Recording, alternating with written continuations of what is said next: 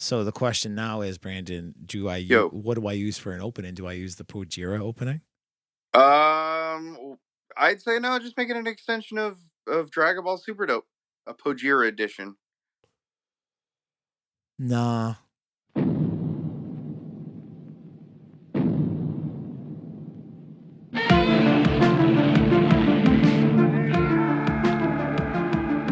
Pojira.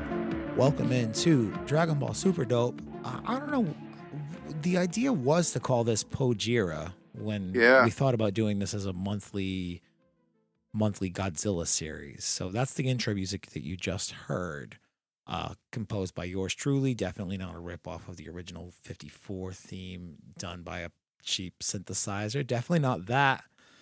Definitely not me yelling Pojir by myself, stacked and delayed over several tracks in a very semi-racist fashion. Definitely not me. Nope. So anyway, Pojira Super Dope. That's it. That's what it is. So we are recording here today on this is the second. We're doing double duty today. Yeah. If you listen to the Dragon Ball Super Manga 58 chapter, thank you for that. Thank you for tuning into this one. It's Friday, April the 3rd, tomorrow. And by tomorrow, I mean in about 2 hours and 13 minutes. Holy cow. Brandon's birthday. Woo. So 33, is that it? Yep. The year of our Lord and Savior? Sure. Because like that's when he died and stuff? Who? Jesus? He died in 1987? What? 33, man. You're going to be 33. Jesus was Yes. crucified when he was 33. Oh. Yee. That's a bad omen. Sorry to impart some depressing religious news on you, but yeah, Jesus Whoa. was news. Spoiler alert. Jesus was 33 when he got crucified. But anyway, it's all a really long way to say. We are doing a Godzilla movie today, obviously, in case the Pojira music didn't indicate that. And I think the title of this one's going to be Godzilla Raids Again. Because Brandon, me, and Shannon did this movie. I want to say it was almost 2 full years ago. About that, yeah. Yeah. It's been a minute, and this was the second movie of the Godzilla ones that we've done. We released those Godzilla movies in celebration of Godzilla King of the Monsters coming out in May of 2019. So Yep. if you want to hear me and Brandon talk about these other Godzillas that we have watched, reviewed, discussed, whatever, make sure you scroll back in our Super Dope feed to around May of 2019. We did Godzilla 54. We recorded Godzilla Raids Again, but we had a huge sound issue and lost that episode pretty much entirely. Yeah, pretty much. It's the Super Dope Lost Tapes. We also did Godzilla versus Mothra from 63, and we did Godzilla versus King Kong from 62. Yep. And that we released all of we released the recordings like a full year after we recorded them. So some time had passed, and we released all of those in succession leading up to Godzilla King of the Monsters last year. So I thought that it made sense. We did talk about doing Godzilla 84, and I think it makes sense for us to do that at a certain point. But I figured why not take the opportunity to revisit what Brandon says is one of his favorite Godzilla movies. It is. Until Shannon and I ruined it for him 2 years ago with ribbing it so sorely. It hurt. So give me the breakdown, Brandon. 1954 Godzilla comes out. It's a huge hit. It's a big allegory, obviously, for the nuclear proliferation and the issues Japan faced following World War II. We know all of that. We discussed it in depth. Godzilla Raids Again. November of 54. Within weeks of the success of Godzilla coming out, Toho producers were very, very adamant that a sequel or another Godzilla movie to be released as soon as possible. Gotta ride the hype train. So Tomoyuki Tanaka, the producer, cobbles together a new storyline and gets everything ready. And by April, I think 22nd of 55, Gojira no Gyakushu, or Godzilla's Counterattack, is released to Japanese theaters. April So 22nd of 55 is what you said? yeah, so So this not even movie, not even a full 7 months after the first yeah, Godzilla comes out. That's this remarkable. movie I think begins production less than 5 months after the original, and 5 months or 5 weeks? 5 months. But it comes out in less than 7 months? Yeah, they make it really quick and Wow. like get it out to theaters really quick. So, there is a lot of, I wouldn't say controversy, but there's a lot of kind of dismission of Godzilla's counterattack. Yeah, I think Um, it's interesting that you say that because when I watched it with you for the first time 2 years ago, yeah. I enjoyed it, but I definitely saw how it kind of could easily take a back seat to Godzilla 54. Oh, Um, absolutely. but in my research for this podcast today, I've discovered that this movie is kind of like the redheaded stepchild for a lot of people in the Godzilla fandom for whatever, It like is, not yeah. very often talked about. And when it is, it's not talked about very positively. There's kind of more minority of people who enjoy it as opposed to not. You know, um, Why do you it's think that it's is? I think because it's very quickly put together. We were discussing beforehand the idea or concept of an allegory as important and as kind of meaningful as the original. And to most people, there isn't one. I certainly don't really consider, in comparison to other future movies, any allegory of this one. It's just kind of a, okay, this was so successful, let's repeat it. If you think of like something like, Empire Strikes Back after Star Wars, it's not made for almost 2 years, and it doesn't come out almost until 3 years after the first comes out. Mhm. This is, you know, less than 12 months, like almost unheard of for a series, at that point. Godzilla didn't have time to really breathe. They just had to hit again and kind of repeat the same thing. Yeah, I mean, even just the downright concept of you kill off a creature, how do you bring him back? Yeah. So in You terms of know? the allegory, I mean, in like my almost on, I don't know if I was searching for it on purpose or not. Maybe I was, but Yeah, in watching this one, the allegory I took away was, I mean, this movie is important for the sole fact that it's our first kaiju fight. It's Godzilla yeah, versus Anguirus, and that's like yeah, the first time we get to see two giant monsters kick the fuck out of each other. And that's literally the only thing I came for. yeah. That's what she One's said. bad enough. Now there's two of them. Yes. So that whole idea had me thinking like it's the mid to late 50s.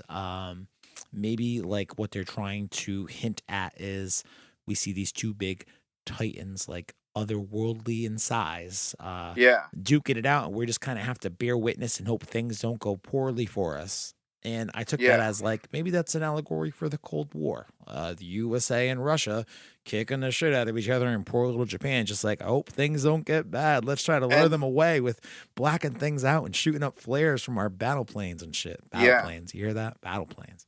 and I mean, certainly they'll hit on that more directly in '61 with the Last War, which isn't connected to the Godzilla series per se, but later on, a lot of stock footage is taken from it, so it kind of is looped in.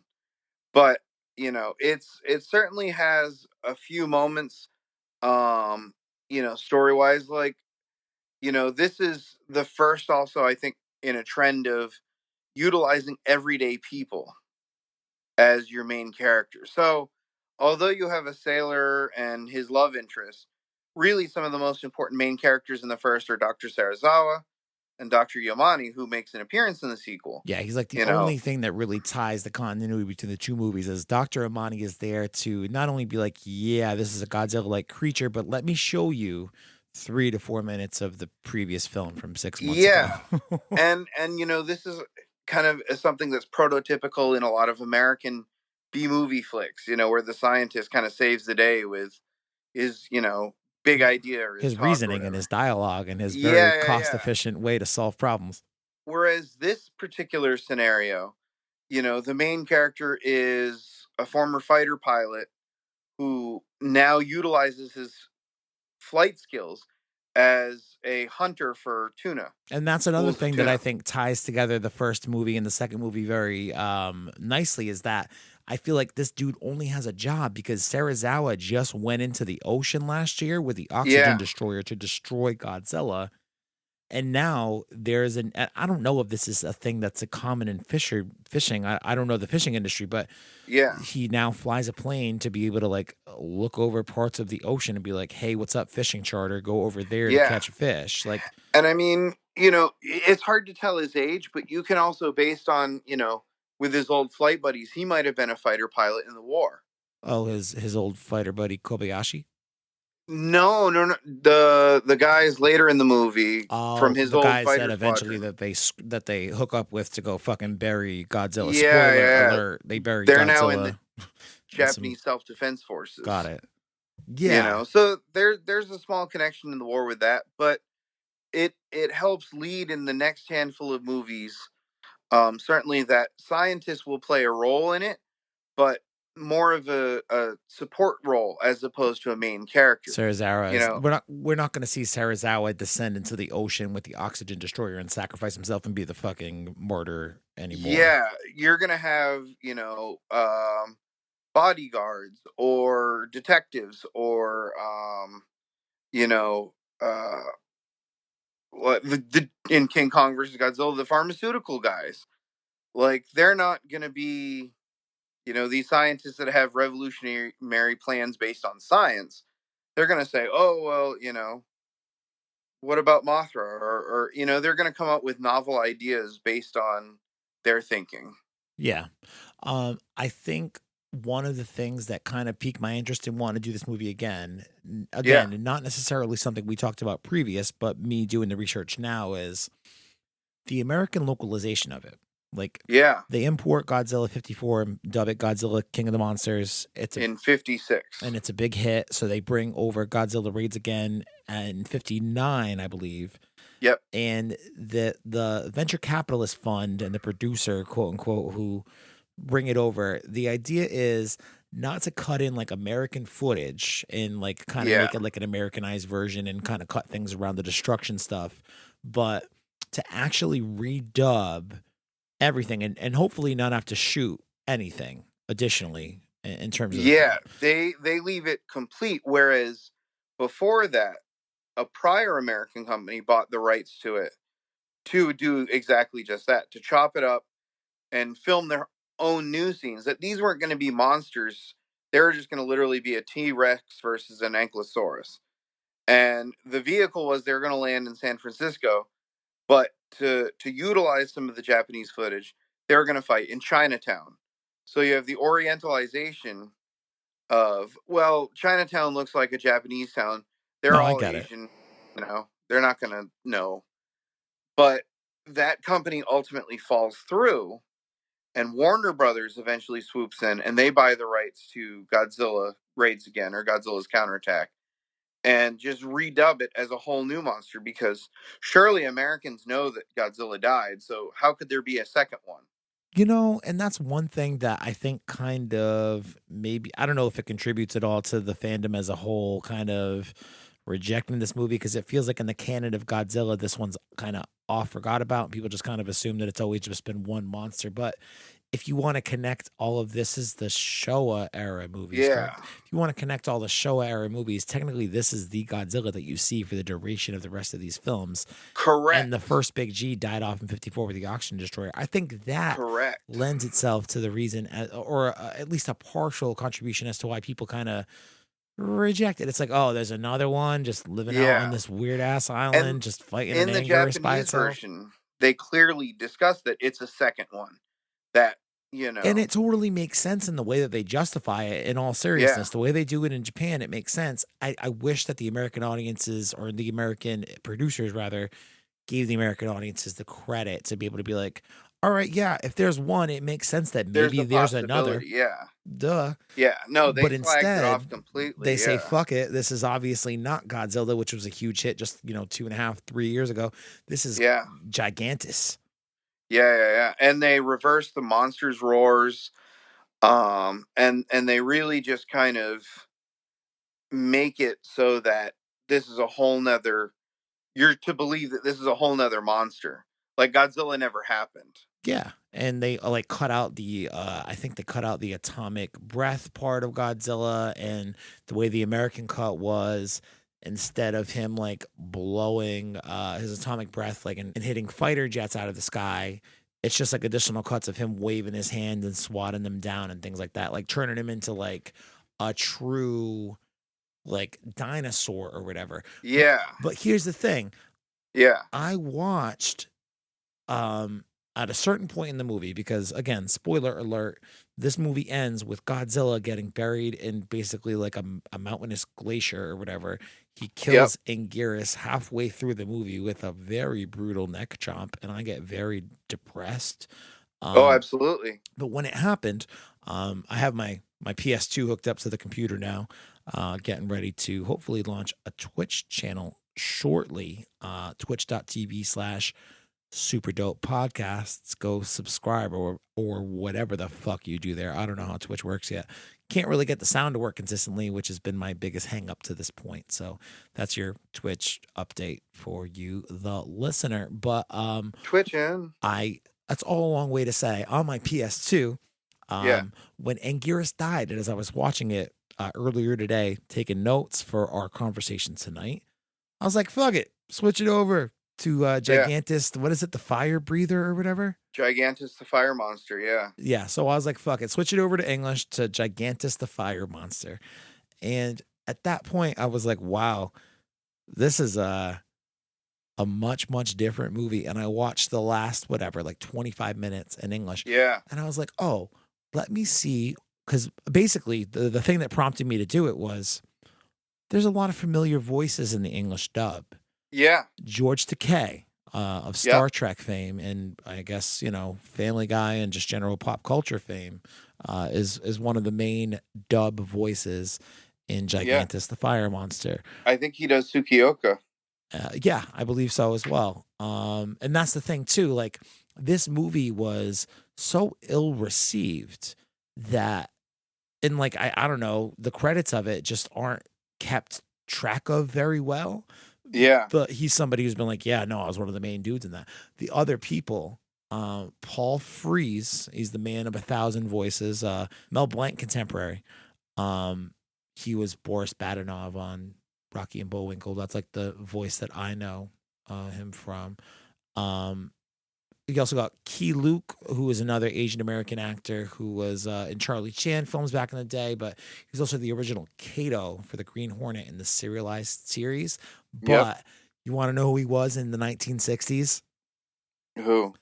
Key Luke was Brack on Space Ghost in the 1960s. Dude, Yes. Brack's my favorite. I know. That's why I had to bring it up. Man. So those two were like heavily featured, or excuse me, those three were heavily featured. George Takei, Paul Frees, Key Luke. But Kobayashi, Sioka's buddy, like his bigger, chubby buddy. Yeah. When I put on the English dub, I'm like, why does this guy's voice sound so familiar to me? Have I seen him in another movie? Did he do something in 54? Like, why does this sound so motherfucking distinct to me? And I looked it up, and the guy who did Kobayashi in the English dub for Godzilla Raids Again or Gigantus the Fire Monster, whatever. Yeah. I think that it sounds familiar. I look it up. Dawes Butler. Yeah. Obviously, I don't know the name Dawes Butler off the top of my head, but you heard him. Famous voice actor for Hanna-Barbera cartoons back in the day. Yeah. The voice of fucking Yogi Bear. The voice of Yogi Bear is like the second fat, dumb lead with a bad Japanese accent. It's cool. And that's the thing. Like, in the Japanese version, Kobayashi's kind of like the tragic hero. And in Gigantus the Fire monster, they make him sound like a bumbling idiot. Oh yeah, that's like a It's like almost like very stereotypical. Like, let's make fun of the Japanese guy. You know? yeah. I don't know. I mean, enough about the time period, I guess, but he is definitely the dumb fat friend for all intents and Yeah, purposes yeah. for They Silkyoka. really, Sioka. literally dumb him down. What is it? Sioka? Tsukioka. Sukioka. Sukioka. Why can't I say that? Sukioka. Thank you. There you go. He's definitely the fat friend of Sukioka for sure. Yeah, So I don't know, the Americanization and like those little tidbits definitely make this just kind of an interesting story, but beyond like the movie itself. But as we mentioned before, this is the first time. This is like I mean, you could say Godzilla 54 is like the beginning of kaiju movies, but like kaiju movies as we know them, a lot of the time it features one monster fighting another, and this is the first yeah, movie where we get it. And what I like about it is in the first Godzilla movie, you don't really see Godzilla that much, and it takes a little yeah. while until you see him. You see Godzilla and Anguirus just go at it like immediately in the first Within 5 minutes. 5 minutes. Yeah, It's yeah, remarkable. But that's like the kind of inciting incident for them to be like, oh shit, we're out here driving our fisherman planes. Fisherman yeah. planes just sounds like a stupid thing to say inherently. But you know, crash landing, Kobayashi has I think Kobayashi has the crash landing. They Yep. see them fighting. I think it's an interesting shot too. Like the Oh, it's first a great shot. like we see it like from like underneath. Yeah, On underneath Godzilla, like they're in like a valley almost in the first crash landing in the first few minutes of the film. yeah. And the They're initial they're at the bottom of a chasm or a canyon. yeah. And that is just like a weird way to have Godzilla sort of introduced to you initially. Just like it's a I don't know, it's sort Yeah, of a jarring perspective. But then they follow that jarring perspective up with this little four-legged spiky beast that's just, you know, fighting it out with Godzilla. Like yeah, I do kind of like that about this. Like they just say, "Hey, I know what you're here for. You're here to see some yeah, fucking monsters, and here you go." yeah, yeah. And there's some great vehicles in that, like, bringing back Dr. Yamane and discussing the first assault. Keep in mind that this cannery business that the fishermen fly for is in Osaka, and in continuity with Godzilla, Tokyo has still been leveled. And Dr. Yamane comes up from Tokyo and says, this is the destruction that he caused. This is what we know about him. This is the only way we know that we can not even defeat him, because that went down with Dr. Sarazawa, but to kind of mollify him, or at least distract him to get away from the city.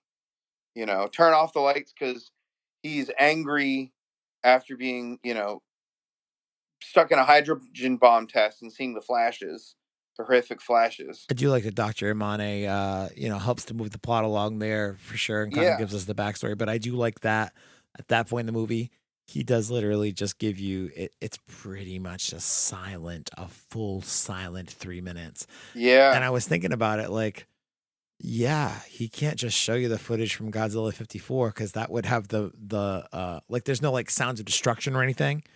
I'm like, yeah. oh, if he showed you the film, then you'd hear the score from back then. They wouldn't have been able to strip Yeah, the yeah, score yeah. out. It's a silent film because there's no actual, like, it's Oh, not like today where you can see a video and hear that's the probably that noises. too. Yeah, it's a technical limitations thing. I don't even know how these things fucking work out. Yeah, But yeah, the blackout was pretty much the only way for them to be able to, you know, hopefully help Godzilla not notice them, and they shoot flares off the coast from their planes to be able to divert them in a different direction away from people in general. But I do like the scenes where they're kind of just all hanging out around a radio, like trying to track the trajectory, like it's a fucking hurricane or a yeah. storm or A something. natural disaster. Yeah, and it's like they all And just kind of sit and wait and pray that it's not on the way to them. yeah, yeah. Well, and, in a kind of strange opposite of that, when the monsters do reach land and they do begin their assault, like, people are still out at the clubs. You can see Tsukioka and his girl, like, dancing at a Yeah, club. so they go to Like, Osaka Bay, and they're not. it's almost like they got the report where it's like, all right, Godzilla's heading this way. It's cool for them to be able to go out and they go to the dance, and they have that fucking weird scene with the song in there. Yeah, yeah. I don't know. Maybe I'll drop the fucking song in here So now, but tell you what, here's a thought for you. It's kind of reminiscent to the war, in which you're going about your daily life, and then the air raid siren strikes. You got to go for cover. yeah, exactly. You Exactly know what I that. And there's mean? that moment where the announcement comes on and they're like, "Hey, at 7:30 p.m., it's expected to make landfall." In this You can case, see their reactions. Yeah, yeah, they all just go to take cover. Landfall, in this case, isn't like a hurricane or a tornado or whatever. It's fucking Godzilla. So, yeah, take cover, cut the power, yeah. You see a shelter in dude running away with his drum. yeah, shelter in place, all that stuff. Yeah, it's Um, very realistic to now per se. it's kind of fucking awful. But in the Yeah, midst of Osaka Bay getting shut down, we just cut to this other scene where it's almost it's I don't want to say it's jarring because it's not done in like a disruptive way or anything, but it's just like the next scene and you're in the back of a police car, like a police truck, I guess. yeah. And there's like a number of prisoners in there, and there's a cop kind of keeping an eye on them, and there's two cops up front, driving to wherever in the midst of all this chaos. And basically, the prisoners overtake the guard in the back, and then they trick the other two guards in the front into a false sense of security, steal the guard's gun, blast their way out. And like again, we're in a Godzilla movie, so like now what I've just described is taken up about like 3 to 4 minutes of time because this is a film from 1950 fucking five. So So it's very much a double-edged sword, because on one hand you go, "Oh my god, this car chase scene is just awful filler." it comes out of nowhere, and like in the midst Yeah, of it, yeah. yeah, that's my thought. I'm like, this really does come out of But nowhere. the other side of the sword is, what a clever way to attract the monsters back into Osaka. Everything's working, the flares are While great. also taking a break from the story writ large, and just the general like it's almost like a fucking weird like prison procedural kind of skit for a minute. Like you Yeah, forget you're watching a Godzilla movie and you feel like you're just yeah. watching some random film from fucking If 1955. you turn on, like, late at night at the hotel, you turn on that movie and you like enter that scene. Like, you don't know what's on, you And just like flip the Technovision. channel, Yeah. and like you see like this weird Japanese like prison break scene. You're like, what the fuck is this? And all of a sudden two monsters appear in it. Like, what? Hmm. That would be a weird ass, like, That's a you'd just creature be double sitting there. feature if I ever did hear it. Yeah, exactly. So So the scene kind of takes you out of it for a minute, but the criminals they escape the jail cart, they steal some type of chemical truck, yeah, and then they get in a high speed chase, and in the it's kind of a long drawn out high speed chase too. Now that I'm thinking about it, and it's done with mostly like toy cars yeah, in certain ways. yeah, it's drawn out a good portion of the time. Um, But eventually it ends in a car crash. It's a chemical truck. It makes a big explosion, makes a big It it bright hits a thing. refinery. Yeah. It hits the tuna refinery. No, no, no, no. So the tuna gets destroyed by the monsters. It hits an oil refinery. Oh, you're right. Godzilla hits the tuna refinery with his fucking atomic breath later in the film. And Yeah, we made you feel bad about not only tuna, but this film for like the last 2 years with those the comments. terrible smells. Terrible smells. Imagine burned tuna. Like I made a fucking tuna melt the other day. Like I'm pretty sure that's how the bit Oh, started. Was I was like, Brandon, I made a tuna melt the other day. I burned it for a little bit too much, and it was the worst. It took me a day. Like oh, that was the whole fucking spiel. Um. Anyway, big explosion. The Godzilla shows up and fucking he's attracted by the he's flames. attracted by the flames. Not too long after, Anguirus shows up. Yeah, They try to draw Godzilla away in the meantime with the flares and all that stuff, but no one gives a fuck anymore. no. Anguirus shows up and it's like it's on like Kong, motherfucker. It's yeah, He's an ugly he's an ugly thing. He's like really one of your favorite kaijus, huh? yeah, yeah, Why? yeah. Probably for similar reasons. Like, I like Krillin, kind of an underdog, not the strongest, but loyal to his friends, and still gives it 100%. Not later Krillin, but like early Krillin. You know, Hey, he Later really Krillin gives it 100% too, man. What the hell? he has a little boohoo scene in Resurrection F. He's like, I can't do it. But you know, Anguirus is still gonna fucking go for it, even if he's outmatched. And I think what's really great about this particular movie, and especially because of an accident in filming, where one of the films was, as it was rolling, was left in slow motion as opposed to speed, the fight looks a lot more kind of fierce, fast, and animalistic. You know, it's not like later movies, King Kong versus Godzilla, or some later where they're like kind of choreographed and they kind of look like, you know, a play fight or like a wrestling fight. All right, so you've hit on something, the exact thing I wanted to talk about. So Sure. when they accidentally film portions of it in slow mo, Yeah. and you're right, it looks like they're big, lumbering, fucking massive creatures, and it helps lend to that Yeah. visual for sure. I get that. What fucks me up about it is not the slow mo parts; But the faster is the ones. fast parts. It looks like it's sped up, and I'm like, why are you moving so fast all of a And sudden? Holy balls! I think what happens, and probably better listeners can change that for us in the comments, is We don't that get comments. because haha, even better for us.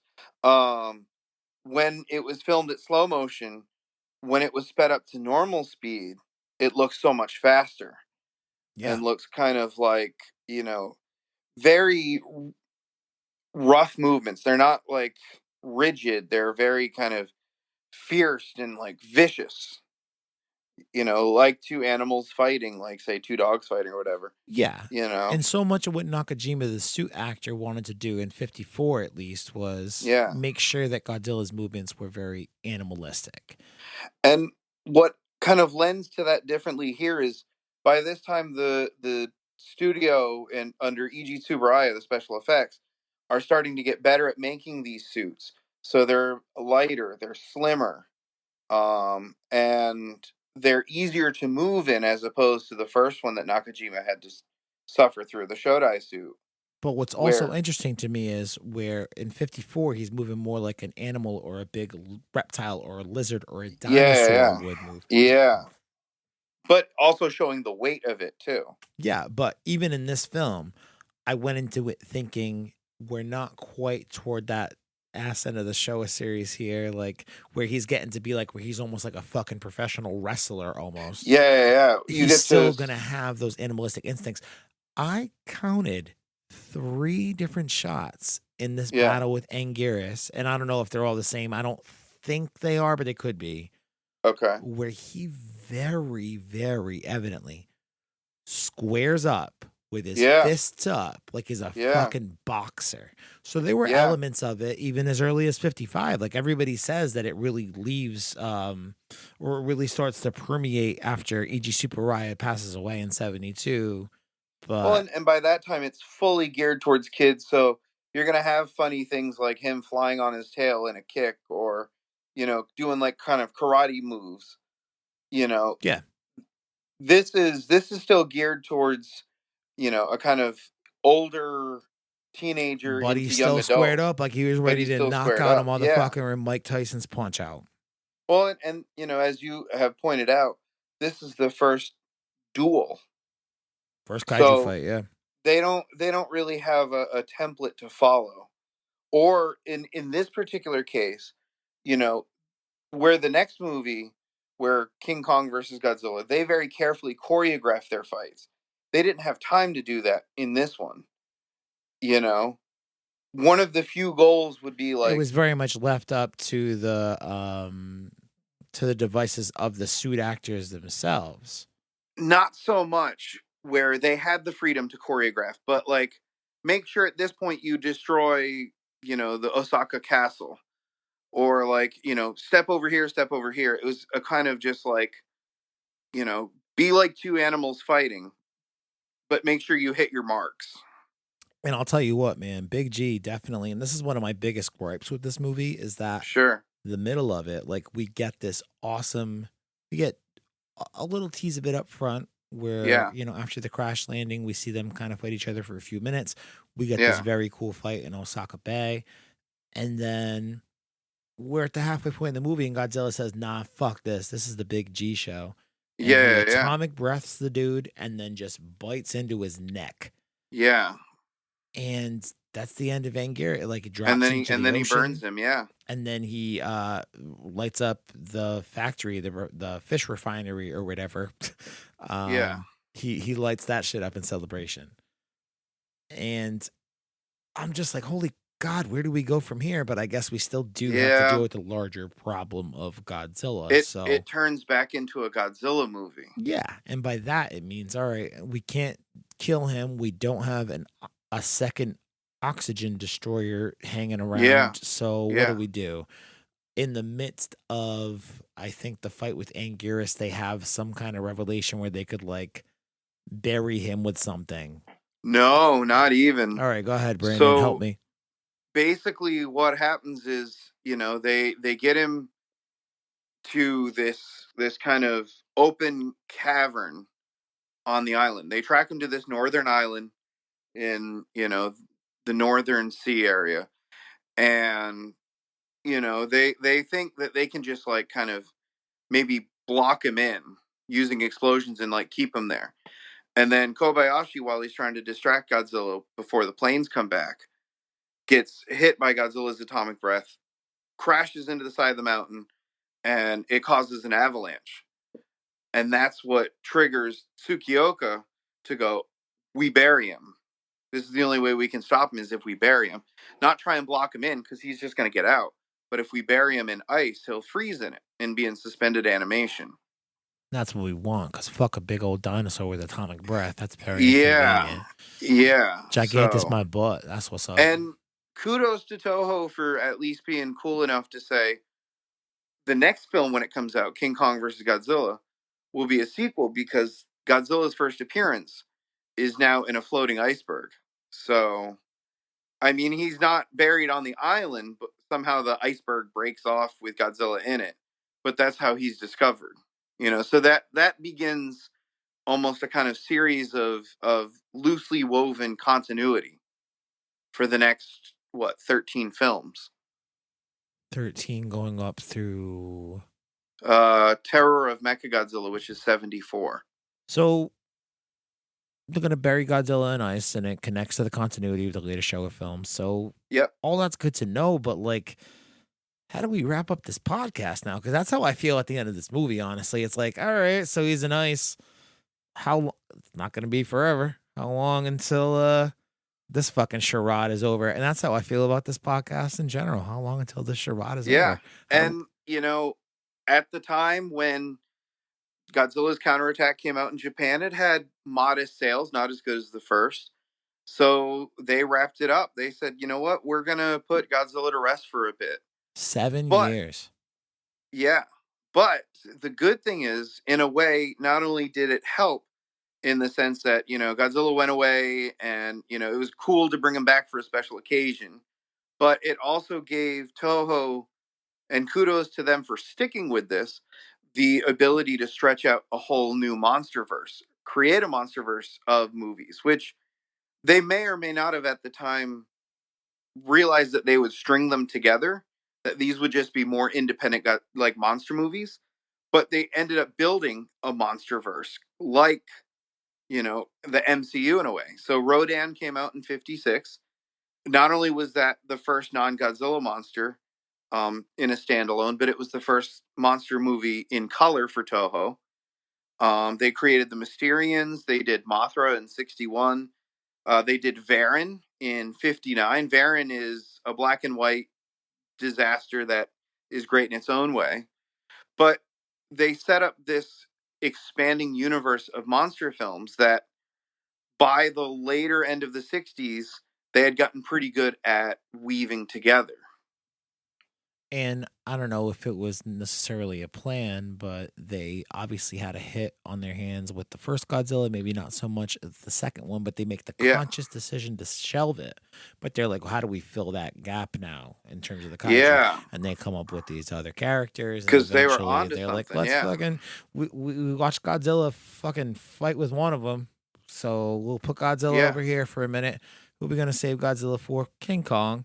In the Yeah. meantime, we tried like experimenting around with a handful of other kinds of kaiju monsters on that same level, and all right, now they're just on the bench, and now we And I have this mean, expanded monster verse of God. I would like to honestly do the first Rodan movie with you. That'd be good, yeah, yeah. or Radon as it was called in There Japan, you go. Yeah, but Radon's a good one. changed to Rodan for American audiences because we are ignorant. And as we probably discussed in the King Kong versus Godzilla, Godzilla wasn't the first choice to fight King Kong either. Really, who was? It was going to be either a modern Prometheus or Frankenstein. Sounds dumb.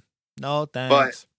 I think they couldn't get the full rights to Frankenstein, or, they're like, you know what, we need our own monster to go up against him. And so Godzilla was the healthiest choice. Tickets were so successful in that. I think it was the highest grossing Godzilla film in the original series, if not the entire series. And, even though they took another year break, they realized that they could run with the Godzilla series, and they started making sequels, like 2 sequels in a year and then one every year consecutively till 1974. Which honestly is fucking tremendous news for you and I because lots of kaiju stuff for us to do. Yeah. Hey, fuck you. Hold on 1 minute. All right. Take a Oh. pause from the podcast. And by that, I mean, I'm going to keep this totally in for the public feed and all. Why have you never told me about Godzilla Island? I haven't watched too many episodes. They're hard to find. It's I looked around for a little while yesterday, but I did find that there is a DVD set that you could buy okay. of all 256 episodes. It's Holy shit. 256 episodes. For And those they're not in the know, Godzilla Island is some weird, like robot chicken esque kind of idea where the majority early 90s. the majority of the plot is executed with just stop motion action figure stuff. They're all toys. All They're toys. all from And the it's all early this 90s Bandai toys. and it's all this super deep bench of kaiju people that we just are talking about, like dude, I want to do the fucking Jet Jaguar movie with There's the you. medical Jet Jaguar. Yeah. I want to fucking watch that one so badly. I have but it now. it's like 256 3-minute episodes. Okay, I found a DVD set for about $160. Holy shit. Yeah, can you believe it's that much money? I was like, And oh, it's $40. That'd be a good investment. If it's like $40 or less, maybe I'll grab it. it's probably not even region 1. $160.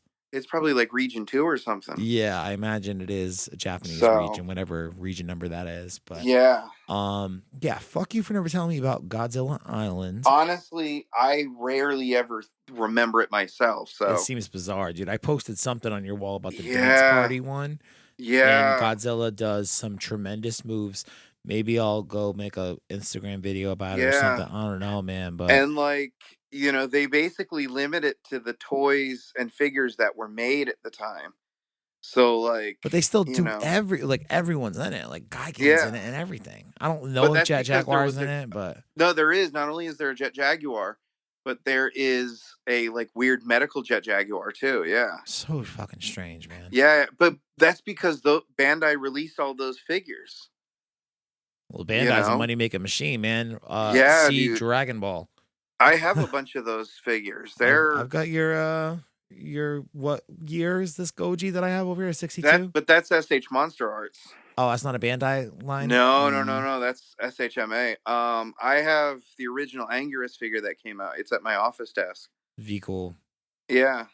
So. Well, that's all a long way to say we have a lot of kaiju movies to talk about that.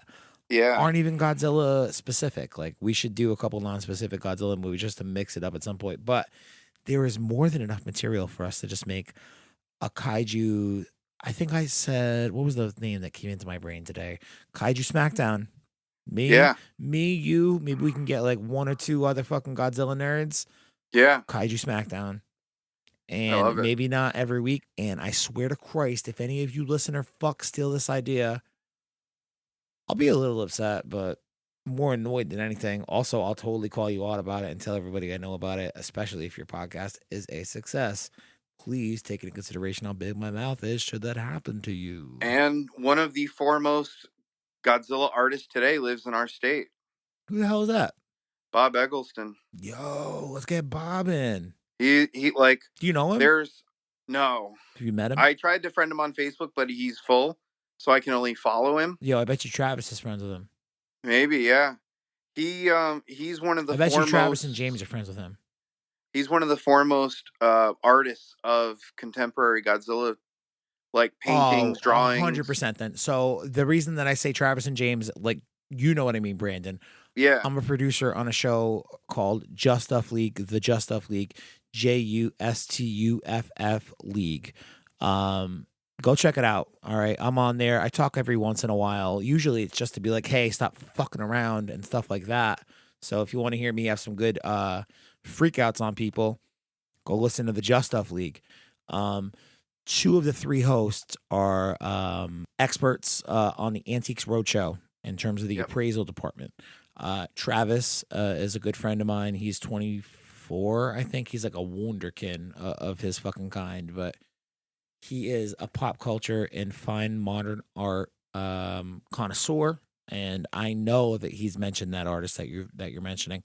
Also, Okay. my buddy James Supp, who has the greatest mustache in all of Yes, the he does. industry, out in Coeur d'Alene, Idaho.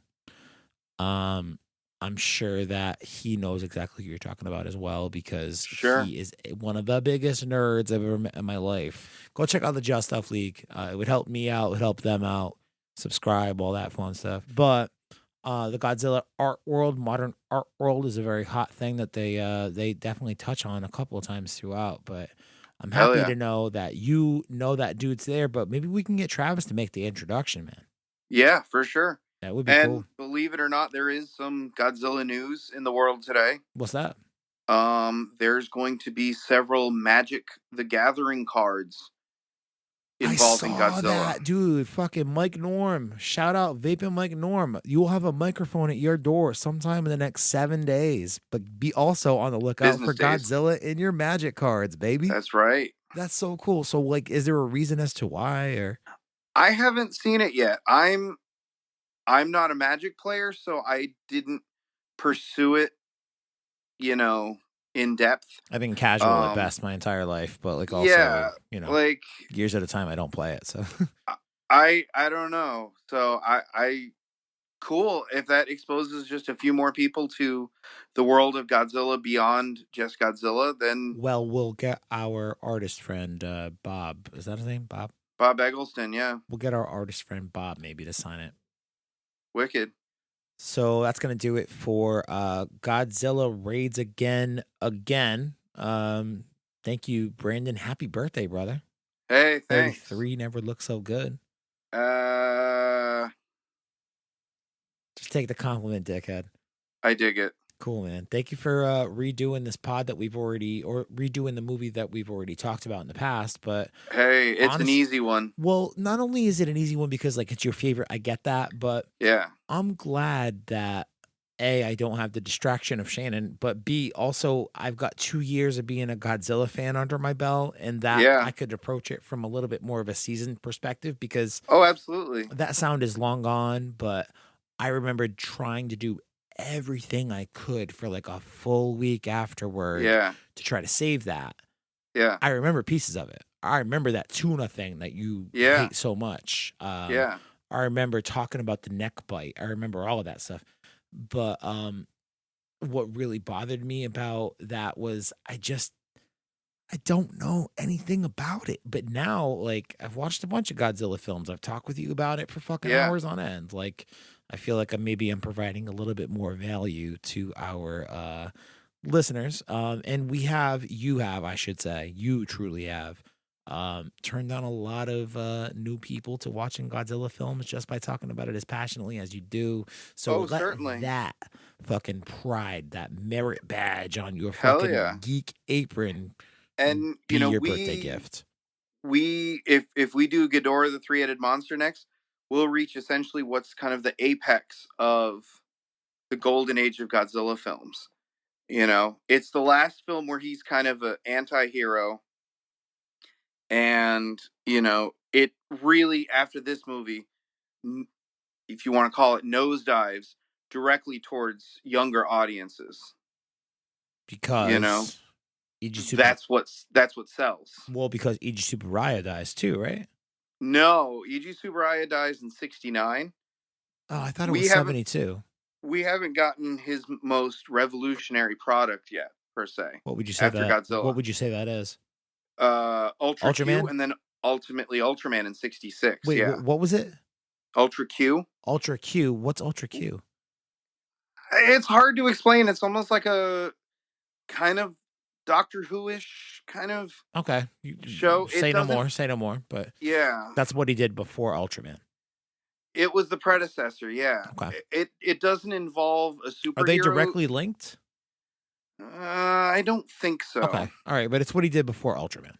Yeah. Got it. So up until then, he did special effects for all the Toho movies.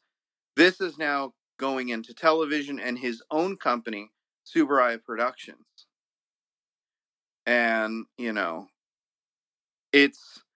Ultraman is one of the most important characters for television and Japanese television because it leads to so much more afterwards. I mean, including Spider-Man.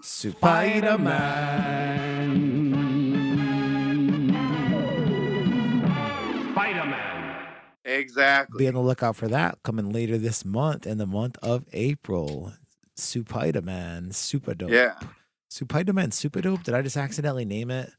There it is. That's all the same, dude. It's whatever, super dope. SSD. That's the fucking way that we name things. Whatever it is, super dope. The SSD. end. That's the magic. Spider-Man, super dope. Oh my God. Maybe I can hire a Japanese dude on Fiverr to yell. Because if a Japanese dude yells the intro to our show, not racist. It's not. Got it? Got it. Yeah, so be on the lookout for that. Another tie-in to what we're talking about in terms of like the evolution of kaiju, big monster fights. Eventually, Spider-Man ties into and inspires the things that we've come to love in terms of Power Rangers. So I'm excited to talk about some things that aren't Boku no Hero Academia so strictly, because we've talked a lot about that. Not that I won't miss it. I totally will. Tomorrow morning, the season finale comes out for season 4. Season 5 has been announced, but no official release date. So hopefully we'll get at more least you on got that, you got the hope of that. Yeah, at least we know that it'll continue. But in the interim, me and Brandon, me and Kelly are going to do some Ghibli films. Me and Feds are going to do some Spider-Man. I don't know. I don't know. I think we're going to wrap up Death Note. Maybe me, Feds, and Amber will wrap up Death Note for, if not just the patrons, then maybe the public feed in general. If you want to hear the first 34 episodes of us doing Death Note, patreon.com/Dragon Ball Super Dope. But that's going to do it for Godzilla Raids Again. Again, happy birthday, Brandon. Thanks.